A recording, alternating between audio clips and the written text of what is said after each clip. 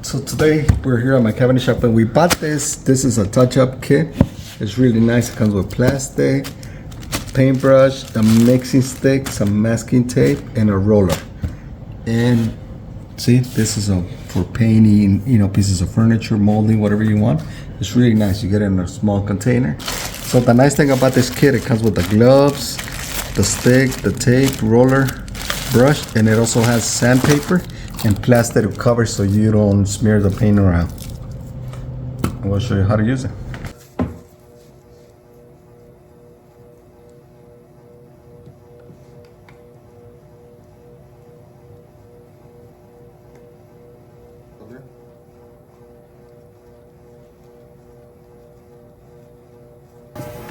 One of the large, as you see right here is a can. That is a black color.